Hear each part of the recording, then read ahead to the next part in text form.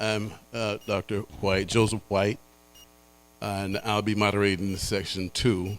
It's my honor and my pleasure to be here. I've been asked to participate in this, I think, very important event dealing with a very important subject. I have been practicing medicine in Mississippi for 36 years now, starting in 1989. So I'm honored to be of help in any way that I can as it relates to helping to enhance and move forward the health of people in Mississippi and beyond. So, being that I've been tasked with moderating this event, I had a chance to look at bios, and there's so many accomplished people that you all were able to get to this conference that I'm just really floored by just the achievement and expertise that I have the privilege to work with. As I understand today's topic has to do with black men's health equity. We see the word equity, inequality, disparity. I believe we're talking about the same thing. And in this instance, we're talking about it as it relates to black men, who I personally think is one of the most underrepresented individuals in America, and with some of the most horrific statistical problems as it relates to health and so many other things. So I salute the people that put this together, and I thank Mr. Jones, Warren Jones, for asking me to be a part of it. He asked me back in May, and so that day is finally here. So I want to introduce our panel and get them to talk to us. I want to hear what they have to say. I believe we'll benefit from their insights and their expertise. I'm here to learn today, and if I can contribute something, that'll be, I suppose, okay. But so first, we will introduce Dr. Michael Jones. I want to just read your bio so you would get to know him. Dr. Jones is a native of Leakes County, Mississippi. He's a registered nurse of nearly 25 years experience and currently serves as Associate Dean of Cultural Engagement and Professional Development and Clinical Associate Professor at East Carolina University's College of Nursing. Dr. Jones is a co-founder and vice president of the Network of Black Male Nurse Leaders, an organization dedicated to mentorship and professional growth for black male nurses. He earned his PhD in nursing from Hampton University and an executive certificate in leadership from the University of Notre Dame. He is a member of Phi Beta Sigma fraternity and a proud father of Michaela and Dylan. Did I get their names right? Close. Good. All right. So, and the next panelist I'll introduce is Dr. G. Dr. G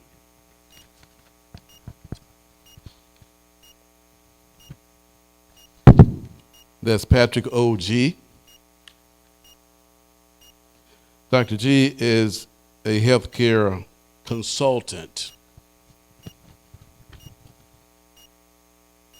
a community activist, and kidney disease advocate dedicated to promoting social justice and health equity. He served 24 years with the Virginia Department of Correction, retiring as a corrections major. He holds a PhD in justice, law, and criminology, along with advanced certification in law enforcement and instruction. Dr. G champions health and wellness in the underserved community. He is the chief executive hope dealer in iAdvocate Incorporated. After being diagnosed with stage 3B kidney disease and undergoing transplant, he turned his journey into a purpose. It's Dr. G. And our third panelist is Dr. Is it doctor yet? She, it will be. It's Mrs. Sheila Facile. Ms. Sheila Facile. Sheila Facile is a social change futurist. That word, that one got me though. Futurist? Like, I want to know more about that. She's a social change futurist, reshaping how the world builds technology for care, and the founder of Facilitate. Nice play on your name. Facilitate Change. She leads an innovative studio that transforms complex healthcare challenges into market-ready, radically patient-centered solutions, embedding justice into design from day one. At the heart of Facilitate Change, that's the name of your company, right? At the heart of her company is SEED Innovation Framework, a structured methodology Ms. Facile created to accelerate product system fit. SEED guides innovators from problem validation to scaling by co-designing with patients, aligning with healthcare ecosystems, and ensuring sustainable adoption. It's used by founders, accelerators, health systems, and de-risk innovations and to secure meaningful traction. With nearly 2 decades of experience across institutions like Brigham and Young Women's Health Hospital, will be in Boston, the Veterans Administration Hospital, Boston Medical Center, Ms. Facile's dual master's degree in public health and financial economics is being deployed for the work that she's doing. Very impressive credentials and work that all of these panelists are doing. I'd like to start by asking you all to take 2, 3, 4 minutes max to share with us what's on your heart and your vision as it relates to this particular conference topic, Black male health and the equity or disparity around Black men's health. Give us what you have been thinking about that you would have us to go home with if you don't say anything else today. Just what's on your heart. Give us a few points of the things, the thoughts that's been swirling in your mind, and that'll tell us even more about who you are and what your passion is and where your heart is and where your vision. Take about 3 or 4 minutes, each of you. Ms. Facile. Thank you. I'm really grateful for this opportunity. For me, this is personal. Can you all hear her? Okay. Thank you.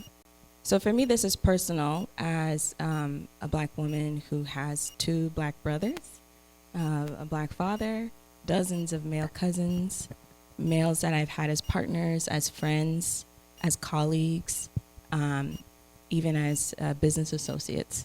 So I've had the privilege of getting to have a front row seat into the lives of Black men, and I've watched them struggle with mental health, with maintaining their well-being, and it shouldn't be that hard. And we know that without our health, we don't really have much of anything, right? You have to have health to be able to navigate life, to solve your problems, to go after your goals, right? And I really believe that we are in a time of human history, and especially a time in American history, where we need to go beyond asking Black men to survive and creating the tools and the mechanisms that allow Black men to thrive. Thank you. And Dr. Jones? Good morning, everyone. So for me, this is personal for me as well. You know, obviously I'm an African-American male. I am the father of an African-American male. And just kind of take it back. So both of my grandfathers were in Lee County, Mississippi. Both were sharecroppers. Neither one of them lived past age 40.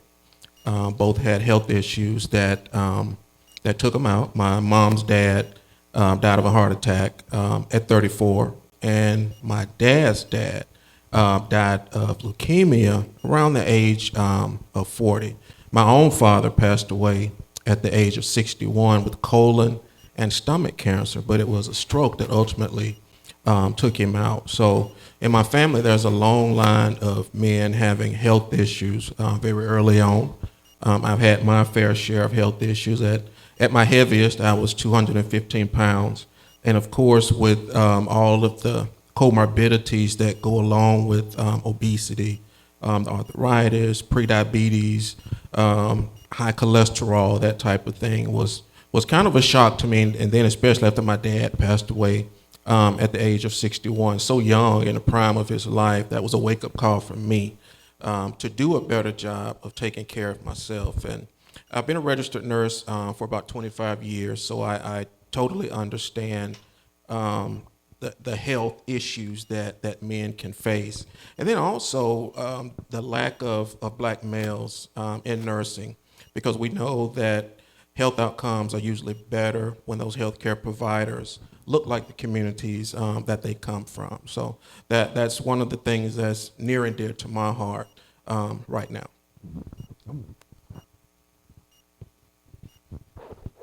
Thank you. And Dr. G?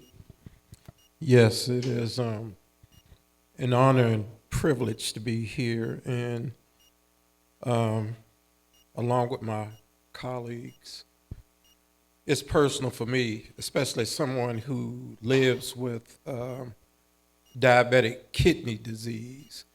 And when you think about how kidney disease plagues the black community, especially with folks being late to diagnosis, it is very hard for me to find a black physician, especially a black nephrologist, which kind of led me down this rabbit hole. So, Doc, I hope you don't mind, but I really want to talk to something that really kind of impacted Dr. Jones, but he has been able to overcome it. So, Go ahead. in 1910, there was a man named Abraham Flexner who was hired by the Carnegie Foundation to go across the United States and Canada to do an audit on medical hospitals, the health system.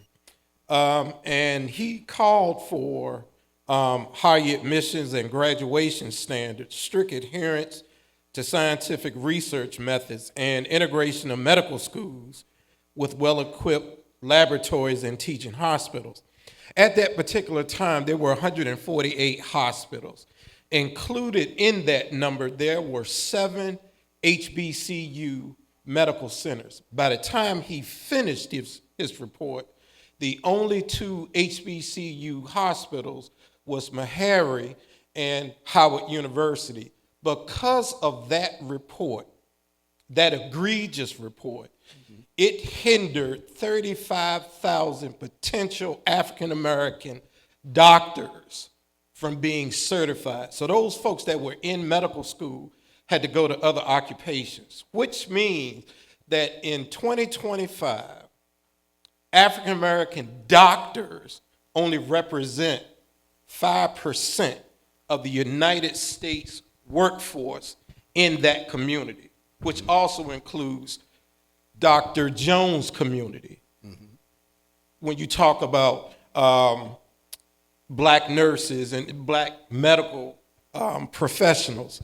So this particular topic has impacted me because we keep being referred to as the minority, Yes. but we are the majority when it comes to chronic illnesses and always being in a lack of resources and all of these things. And it's almost like if we were just given a chance, the fair chance that we deserve in the society, then we would be able to go to physicians that look like us, because research shows that black physicians to black patients, they receive better care, understanding cultural appropriation, not being shamed, not being talked down to, Right. and better care.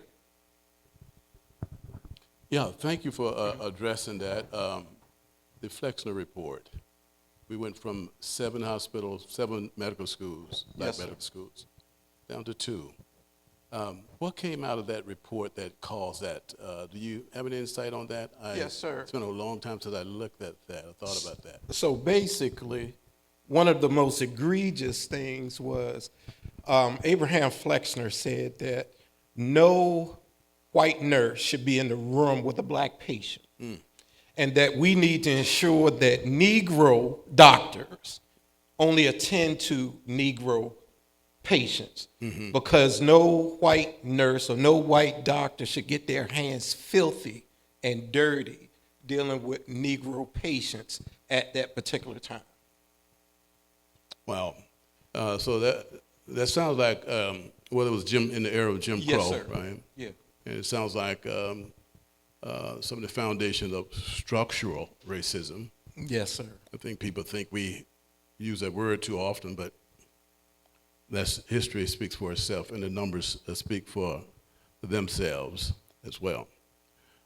So, what are some of the solutions in your mind to where we are? First, as I say, the numbers speak for themselves. We don't have to make the case. I like the way you said it, that we are called a minority, but we're very much a majority when it comes to anything from infant, you name it. And we lead the pack, from infant mortality, maternal mortality, cancer, all kinds of cancer, prostate, colon, lungs, head and neck, you name it. We lead diabetes, strokes, heart disease, and on. The list go on and on. We lead that pack. And when it comes to the metric of mortality, life expectancy, we're still in the lead. The life expectancy for the black man, and that's what we're here to talk about. That in itself makes the case that this conference is worthwhile. Black males, last time I looked at it, our life expectancy was somewhere in the low 70s, depending on what source you're looking at. 70, 71%. White men live on the average 5 years longer. They're up toward mid 70s or upper 70s, and white women even longer. Black women are gaining, narrowing that gap. But black men, we are still lagging behind in everything. And I want to discuss some of the reasons. Why is that?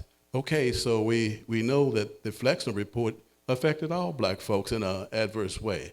But why are black men lagging so far behind in almost every metric, and particularly life expectancy, the most important one of all? How long are we going to live? Are we just genetically mal fit to live long? Or is it something else? Hopefully we can just kind of take a peek at some of those things. I don't expect you all to have all of the answers, and I don't either, but maybe we could just probe by way of a discussion some of these questions. I'd like for you all to just take a stab at that and to share your thoughts of why. Well, if I may, I would like to speak from the viewpoint of nursing, since I'm a black male and nurse. And I have a couple of slides, if they don't mind advancing those slides. Exactly. I just got a note that Okay, you had a presentation. Please, by all means, let's show it. Let's see it. All right. If y'all don't mind, I'll stand up and give my information about nursing. So if I could get you all to advance it to, you can move on. The slide about black men in nursing.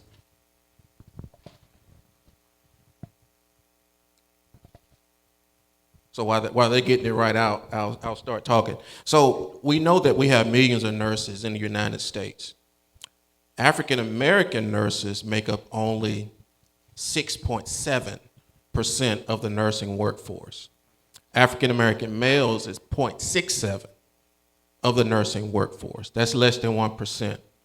And the number of black males that are in leadership roles is so low that we can't even enumerate that number. And there has been some bright spots, and I'll talk about one of the things that we're doing there in North Carolina to address this issue of the lack of black males in nursing.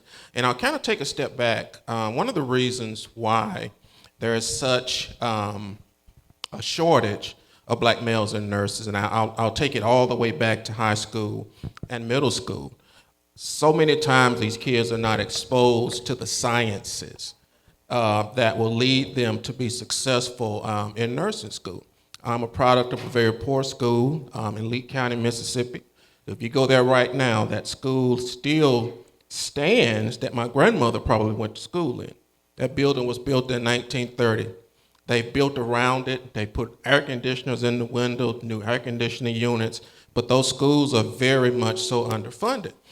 And then secondly, a lot of these black men don't have the representation of enough of us out there to see themselves as nursing professionals. And I want to talk about one of the things that we're doing to address this issue. So if you'll go to the next slide, I will briefly go through what we're doing. Some bright spots. I don't know if you all have watched the YouTube videos of what Southern University in Baton Rouge is doing. Southern University, under the leadership of Dr. Sandra Brown, recently admitted the largest cohort of black males in any nursing school in the country. And what I mean by largest, that's like 30-something students.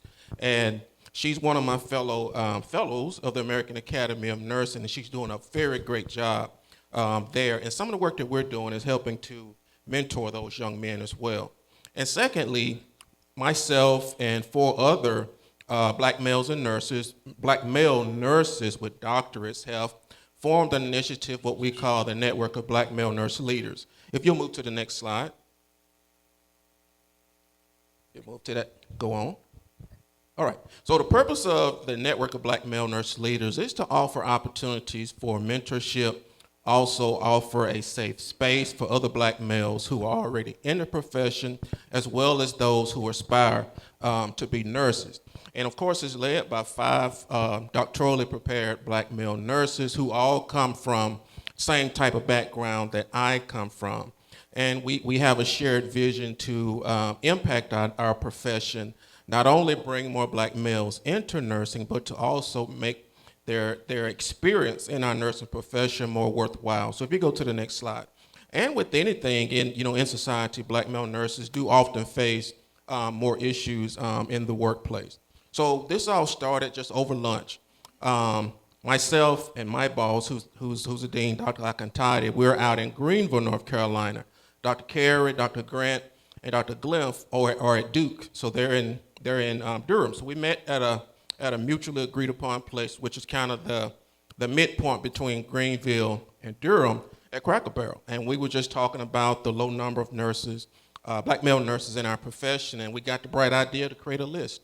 And so we created kind of a survey, and we posted it on LinkedIn, created that list because we did not know where all of these black male nurses were.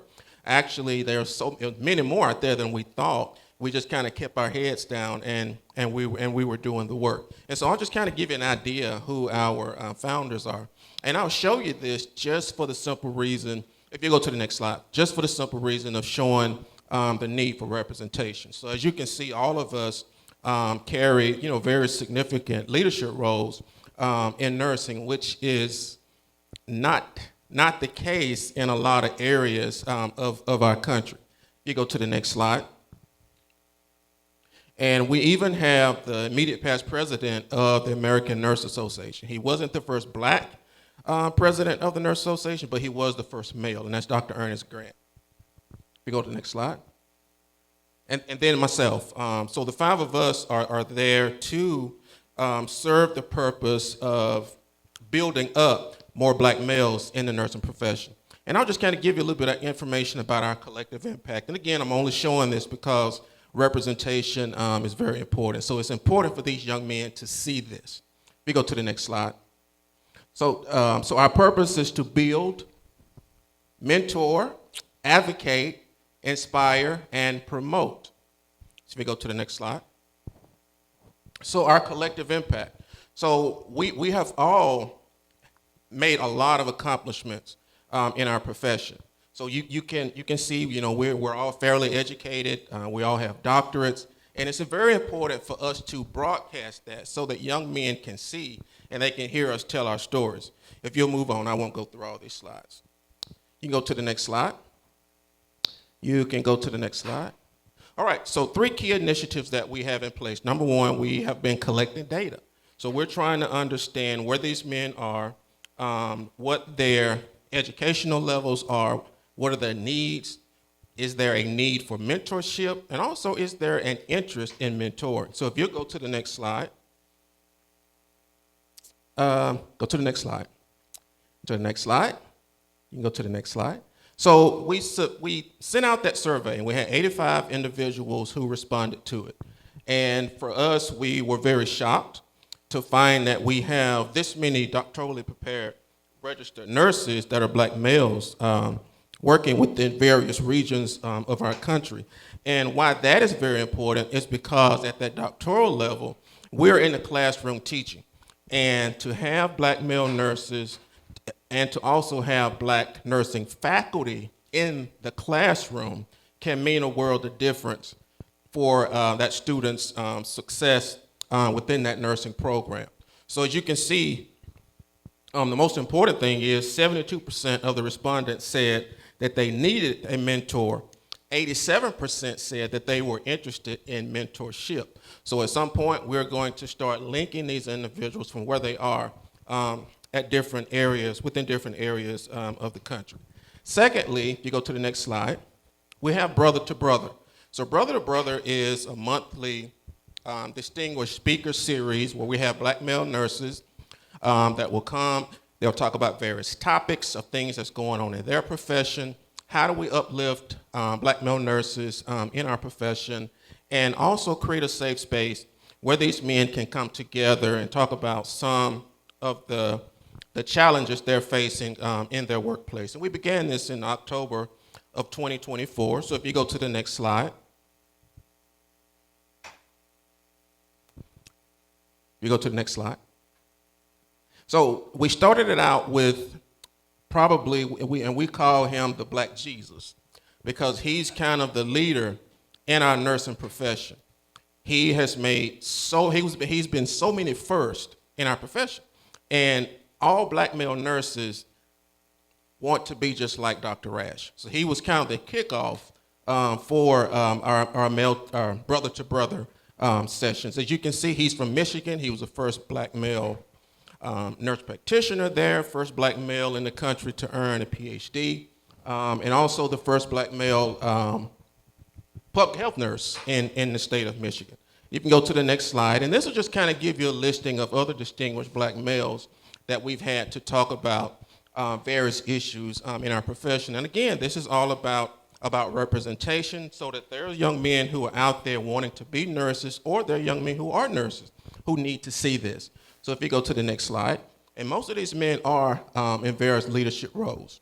Some of these men are as close as UAB that I didn't know about in the years that I served here in Mississippi, especially Dr. BJ. Some of these guys have 2 doctorates. And sometimes they have these 2 doctorates because a lot of times black males are told, I was told this by my mom, you have to be twice as good. And a lot of times we have a lot of overachievers here for that very reason. And next, and finally, if you go to the next slide, just more speakers. And next is just mentorship. And so it's important for us to reach back to ensure that we are grooming the next generation. We create opportunities for leadership, we hold the door open, and we also make sure that individuals have access to our network. We have a great platform in LinkedIn to where we can communicate with these various young men that are black males in nursing across the country. And finally, one of the things that I'm doing now in Greenville, working with Pitt County school districts there. So Pitt County is about 38% black. Greenville is about 39% black. Our College of Nursing there, which is the largest nursing school in the state of North Carolina, is only 11% black. So one of the things that I'm doing is reaching back, working with these young people in middle and high schools to get them interested in the sciences, let them know that science is going to be important. You got to make good grades. Nursing school is it's competitive, and just kind of walking these young men through that process. But the most important thing is being a face for them so that they can see themselves in me. So that's my talk, and that's some of the things that we're doing in nursing to address the shortage of black males.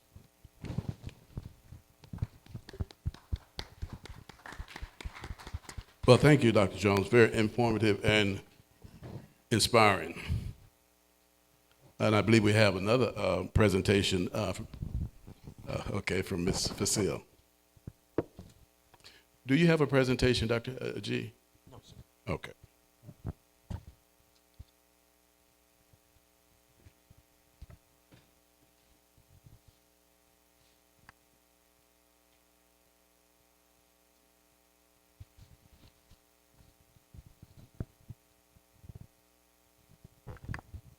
Is this on? Okay, there we go. All right, so while the slides are loading, I do want to start by saying that in response to the question posed earlier, why do we see so much health disparities in our black community and particularly amongst black men? And I think the answer is because it is designed that way, right? Every system is perfectly designed to produce the results that it gets. So if we want to get different results, then we have to design the system differently. It's really as simple as that. Simple doesn't mean easy, of course. So with some of the ideas I hope to share today, I hope that I will plant some seeds and help us to have a different conversation about how we approach redesigning our healthcare system in our communities to support black men.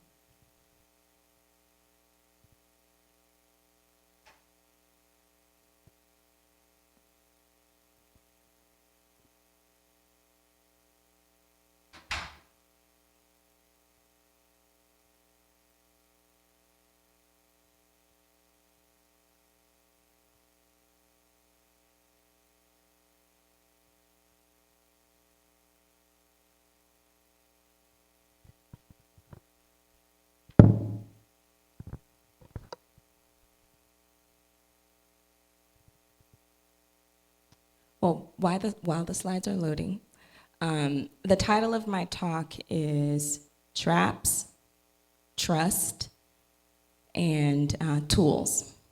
And I'm going to break out each of those to talk a little bit more about where some of the barriers are as well as some of the opportunities.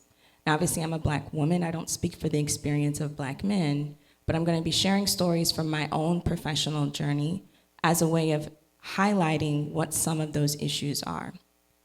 So I'll start with a story. Actually, great. So if we can go to the next slide. I mentioned this, we're going to talk about traps, trust, and tools. So we can go to the next slide. So when we talk about, if we go down one more slide. All right, so when we talk about traps, sorry, one more. Here we go. So when we talk about the lack of representation, there are many systemic issues that lead us here. And I'm not going to dive into all of them, but I just want to recap. When I talk about the system being perfectly designed to produce the results that it gets, these are the systems, right? It starts literally at childbirth with the school to prison pipeline, harsh discipline in school, shuffling our young men into the criminal justice system, right? Under-resourced schools, like our colleague talked about, so you have a lower quality education and programs to even prepare you and get you through high school. And let's say you overcome that barrier. Then you get into higher education. You have biased college admissions, lower financial aid and educational support, and lots of us who don't even make it out of college, right, in terms of like completing our degrees. But even if you make it past that, now you have the credentials, so now you go and you apply for the job. But then we have biased recruitment, limited job opportunities, barriers to entry, right? And then, okay, fine, we get in the door, now we have the job. Then you run into sticky floors where we're relegated into lower level junior roles. But let's say you even make it past that and you're able to make it into middle management, then you face the glass ceilings where it's more difficult to get into those higher management roles. So you can kind of see how this all plays out and how many Black men are falling off at each stage of this funnel. So I'm gonna share about my experience of experiencing bias recruitment and sticky floors. So I am, at this point, going back in time, 10 years into my professional journey. I have a master's degree in public health, a master's degree in financial economics. I'm a certified project management professional. I'm killing it in my job. My boss at the time, who is a director, decides that she's gonna be retiring and wants to groom me for her role. So this is an Italian woman, and she followed through. So she announced her retirement, and sure enough, she steps back, I step up, I'm doing her job and my job, right? And I am interviewing for the role, because I had to formally apply. I changed my wardrobe, I showed up differently to meetings. It was kind of like a political campaign. I actually went to the department chairs and asked for letters of support. And of course, the day came to make the decision, and I did not get the job, right? Now, of course, I was crushed, but I went to the decision maker and I asked, what could I have done differently? And the response that I got was, well, it's not necessarily that you could have done anything differently, just didn't want this job to break you. So what does that mean? Because nowhere in the job description did you ask me to be unbreakable, right? And how do I demonstrate my irresistance to being broken, right? So that was a learning for me. And of course, I was immediately like, this institution is not gonna support me to grow, despite having everything to succeed, right? So they did retain me, though, by promoting me into a director role, but the person that they brought into the job, who I was reporting to, lovely human being, now I am teaching them the job, right? And this person isn't going into any meetings without me, isn't making any budget decisions without me, right? I am the puppet behind the scenes helping this person be good at their job, right? Now, so I start applying for jobs, like I gotta get out of here. I have this director title, I have my credentials, it's time to go. I applied to over 100 jobs, not one interview. I'm not kidding when I say not one, right? And I'm coming from an esteemed academic medical institution in Boston. So out of frustration and nearly giving up, I was like, I gotta change my strategy. What am I doing wrong? So I decided, let me reach out to the recruiting agencies. I'm just gonna introduce myself, tell them who I am, talk about my background, tell them my story, and see if they can maybe put me in for a job or something. Sure enough, I reached out to an agency, we have a conversation, they get to know me, and they're like, oh, we have a position for you. Administrative director role. I had applied for that job, by the way. So I land this interview, but I also wanted to make sure that I came in with all of the cards stacked in my favor. My former boss, the woman who had prepared me for the role, she was close friends with the CEO of the hospital. So I asked her, put in a good word for me. She emailed the CEO of the hospital, was like, this is Sheila, I've worked with her for X number of years, she's extremely talented, you want her on your team. So by the time I walk into that interview, the job is mine. I just had to not mess it up, right? But I walked into a role where I went from managing 2 people and a budget of roughly $100,000 to over 200 people, including doctors, nurses, medical assistants, and technical staff, and a budget of over $50 million, right? So going on to the next slide, as an insider, as someone who's made decisions about hiring physicians, onboarding physicians, as well as firing physicians, I'm gonna tell you what's really going on. There is the equity lens of the ideal state, and then there's the reality of what's really going on. So the first trap is recruitment. Now, ideally, we would source candidates from a broad pool of diverse talent, and you pick the best one, right? But what's actually happening is decision makers are pulling from their personal networks and sometimes recruiting agencies. They might place an ad in a magazine for the association of whatever, right? They might go to a conference and table, but this is the dominant way that we're sourcing candidates. So what that means is we're defaulting to this easy path. We're relying on trusted methods of recruitment. Why? Because your buddy at the golf course recommended this guy to you. He came in and crushed it. You don't remember the 3 other people he recommended who were just subpar, right? So we're turning to pipelines where Black medical professionals have zero or little visibility. Next trap is the roster trap, right? Sorry, go back up one more. Yes. So how do you choose who gets to be on the team, okay? So you're going through the process, you're going into the interview. Ideally, it would be structured, it's objective, there's a rubric, people know what they're looking for, and we're interviewing based on qualifications, right?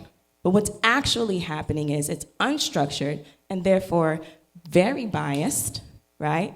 And the actual way the decisions get made is more around like fitness, meaning I thought this job might break you, right?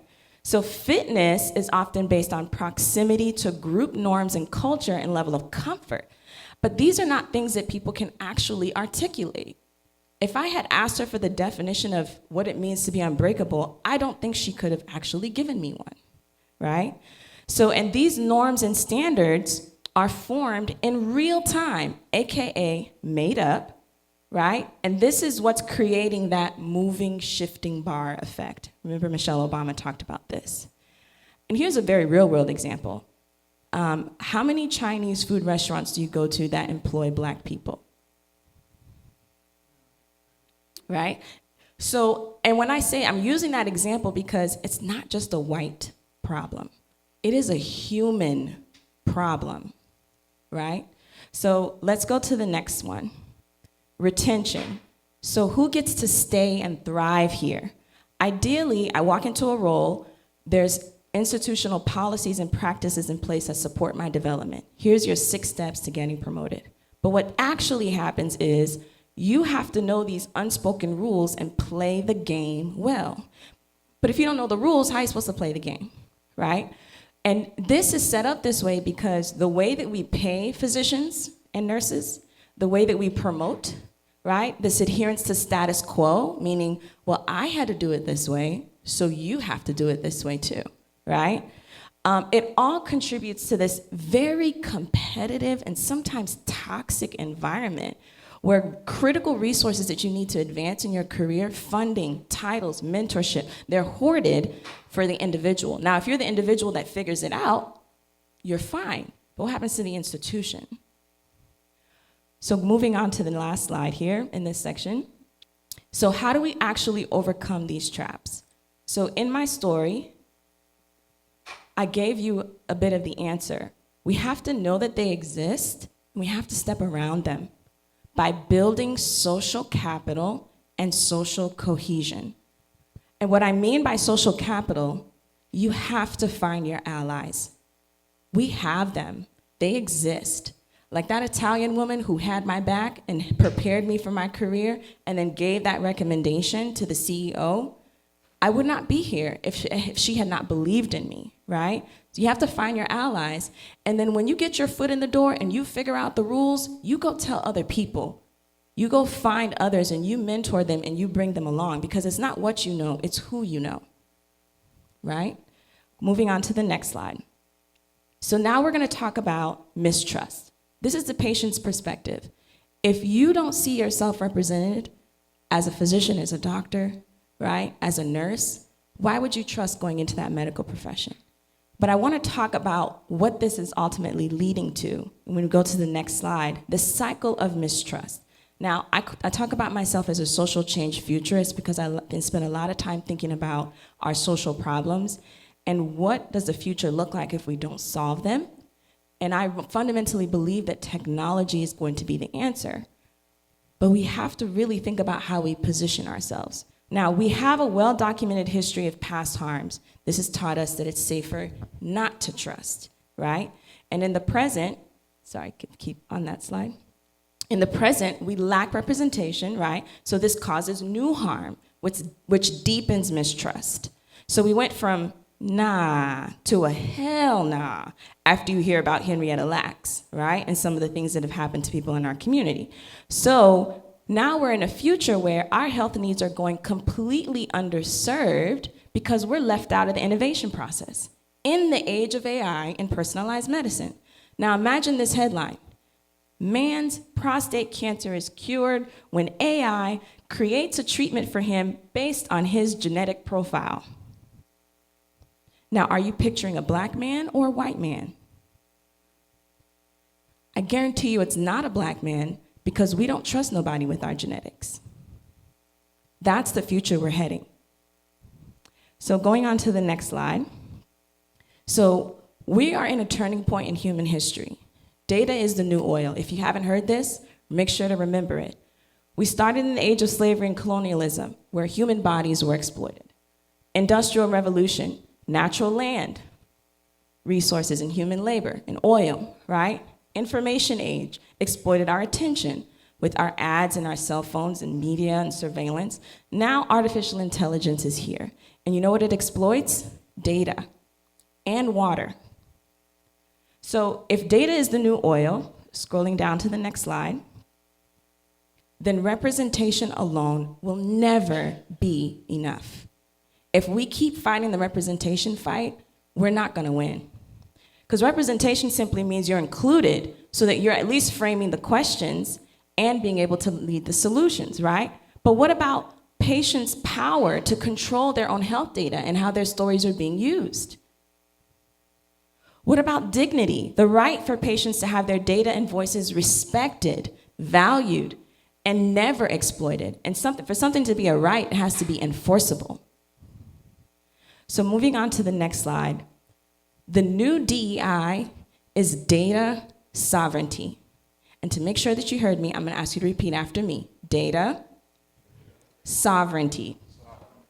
So what does that mean? D is decision-making power. You as an individual need the authority to decide if and when and how your data and stories are shared and used.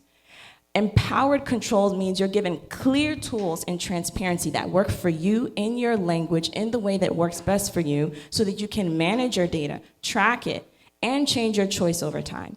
And inclusive protection, this is the most important one because this is about protecting the most vulnerable people's data, right? So when we think about inclusivity, we often think about how we and people that look like us are represented in the room. But I'm gonna challenge us to have a slightly different and deepened definition. When we talk about inclusivity, we need to think about the most vulnerable person in the room. Now, in most instances, the most vulnerable person is often Black. But I'm gonna tell you a story. There was a point in this country where if a white woman was deemed hysterical, her husband could have her admitted into a mental health institution, and she was stripped of all of her rights. She could not see her children. She was often starved and forcefully fed and electrified and experimented on. Many women committed suicide, died in these institutions in America.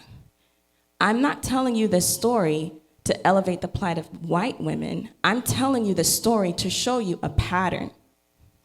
What allowed that to happen was a label. She was labeled hysterical, and therefore the law protected lawless behavior. Replace that label with Black. Black in the law protects lawless behavior against Black bodies. Criminal, inmate, drug addict, crackhead, welfare mom, illegal immigrant. If we are not protecting the most vulnerable, we are allowing laws to be created that will promote lawlessness that affects all of us. And the most vulnerable population that we often do not talk about is children. More specifically, Black children, and even more specifically, Black boys in the foster care system. So going on to the next slide, the tools exist today. Remember I talked about the system being perfectly designed to produce the results that it gets? Well, we have the tools to redesign it. I'm gonna introduce you to a new tool on the next slide, and then some very seasoned tools that have been around for a long time. As I mentioned, I'm a social change futurist, I'm a tech founder, recently launched a platform called Listen First, which means to radically center patients in the innovation process. So we listen to patient stories, we extract insights using AI, and then we give very targeted recommendations to pharmaceutical companies, medical device companies, and others to say, here's how you better serve those patients. That means patients are treated as the expert. They own and control their data because we're using blockchain technology, and they get paid every time the story is collected, not just when it's used. So your data becomes your own asset. On the next slide, we have the Health Equity Evidence-Based Practice by my colleague, Dr. Rosa, who couldn't be here today. She leads the Global Equity Learning Institute. And as you can see on this slide, we have very well-developed and refined definitions of how to execute on health equity, particularly in the healthcare and life sciences space. And going on to the last slide, and she's developed very robust tools to get us there, right? Dashboards so that we can understand where we're aiming for, frameworks so that we can align community co-creation and business strategy, right? Self-assessment so that we can assess progress and develop plans to get us to the next phase, and more importantly, key activities that we need to adhere to and can track our progress. These tools already exist. We don't approach redesign by renaming. I know we're in a time where a lot of the work that we're doing, we have to package it differently in order for us to continue to do the work with the same intention. But I would challenge us to think differently about that, because that is not a long-term strategy. They're gonna figure that out at some point, right? So what does that mean? We have to move beyond renaming to refining our tools and thinking about the time that we live in today. Our ancestors risked life and limb for freedom and truth. And oftentimes we will not risk comfort and convenience for our freedom in the name of progress. My name is Sheila Fasil. Thank you for having me. And if you liked any of the things that I said today, please connect.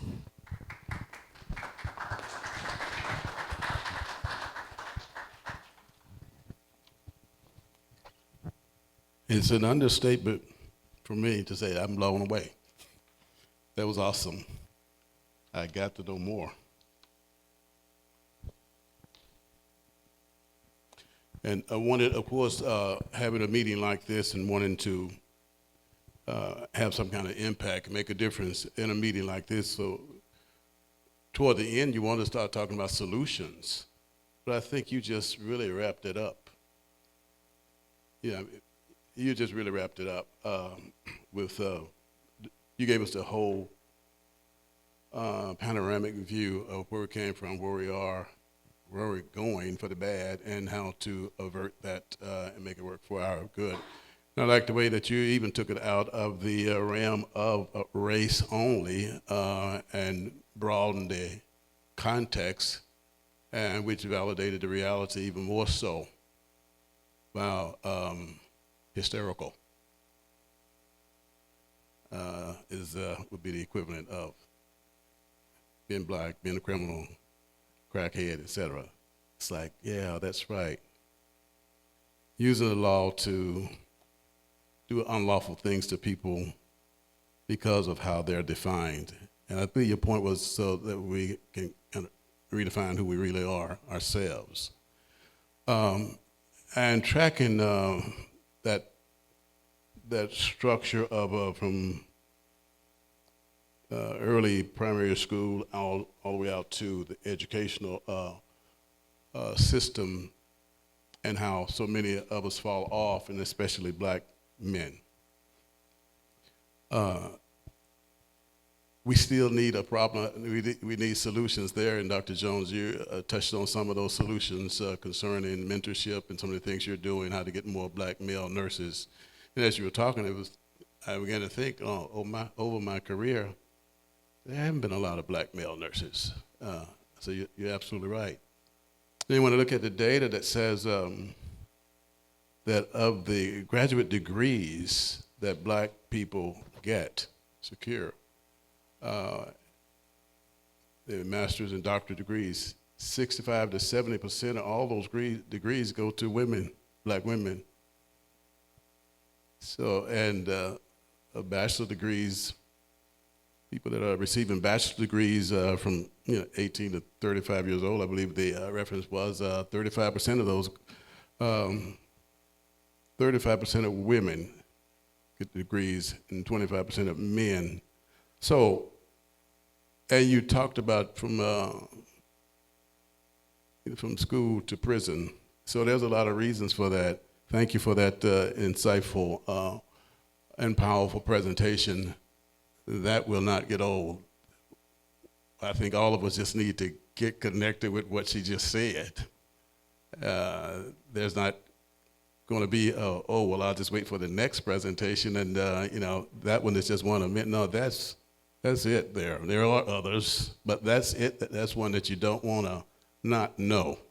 So that causes me to want to double up my efforts to get my head into that and the whole AI future. Now I know what a futurist is, technology futurist. Yeah, you okay, I'm convinced that, yeah, you are a futurist. You're a thinker, and awesome.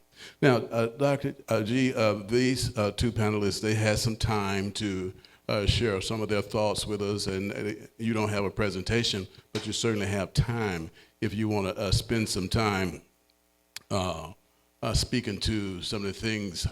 We started out like that by just opening it up for you all, but if there were anything else that you wanted to share, I know I saw the word social justice and activists. And of course, we're in this space now where all things DEI, affirmative action, is demonized. And you may have some thoughts on that, how we ought to respond to that or move around that, because the days of affirmative action are long gone. Yeah, just briefly, I think both of the presentations really solidified why we are here today and the significance of what's going on when it deals with black men. But when I think about social justice, one of the things that I see that's holding us back is we don't know how to get along. We seriously have an identity problem. Yes. When you think about social and cultural media, we're always turning down the black men so that they convince themselves that they are nothing. Yes. We don't know how to be encouraged. It's sad when you go on social media and you hear about the sassy black man or the black man that's failing in this, that, and the other. We can certainly talk about our faults, but we never talk about our significance, Yes. what we are doing. Just like Sheila said, the system has always been there to hold us back, but folks don't see that. All they see is the black man, and that is the male. They don't see the human being that didn't ask to be born Right. in that skin, that has to live through certain atrocities, things that are going on mentally, physically, emotionally, socially, and financially. That burden of trying to understand themselves. Right. We don't look at intergenerational traumatic disorder. We don't look at how our ancestors suffered and how that has been passed down to us, because we really don't know what love is. And even in a Christian community, everybody doesn't look like God. Everybody doesn't walk like Jesus. And until black men certainly understand their gifts and talents, understand the fruit that they individually bear, understand who they are and whose they are, Right. we're going to continue to talk about this. What Dr. Jones has overcome to represent almost a lost community and to get men to embolden themselves to say, you know what, I really want to be a caregiver and to be able to care, but not have his sensitive side diminished, Right. but to actually go out and care for folks. Because, again, as a black man that's 62 years old, I've never had a black male nurse. But I often look for that Yeah. because I know the connection. You can certainly understand some of the myths about black people have a high tolerance of pain. That's a lie. Yeah. You know, or you can make it look at what your ancestors did. That's what they did. Yeah. I'm not them. They're not me. So treat me in my individual state. So until we understand, just like Sheila said, we have to change the system.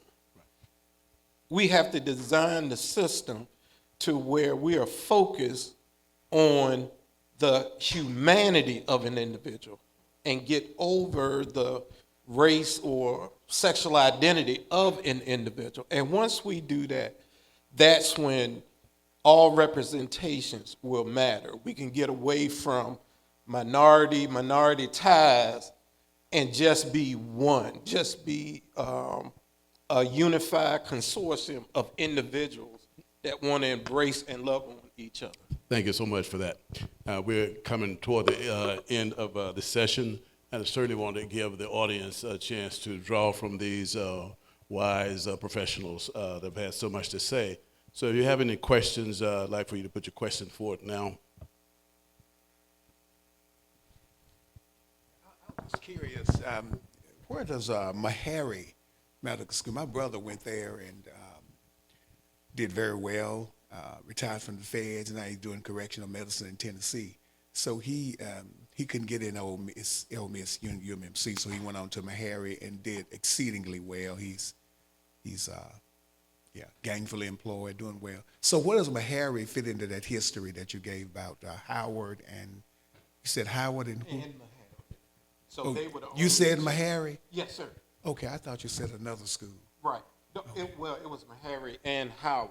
Those were the only Meharry and two. Howard. Right. Those are the only two. Yes, sir. Okay, I thought he said another. Right. And of course, now we have Drew and Morehouse. Yeah. We have four, but for the No, it was Howard and Meharry. it was Howard and Meharry.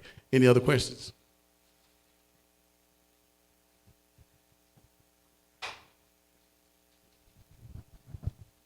All right, thank you for your great presentations. It summed and encapsulated all the other questions that I would have asked. But also, what are some of the avenues that young black men can get access to the healthcare field and professionals, such as like the Black Men in Medicine? I know they have a chapter here in Mississippi at UMMC. Some of those other access points that you know of.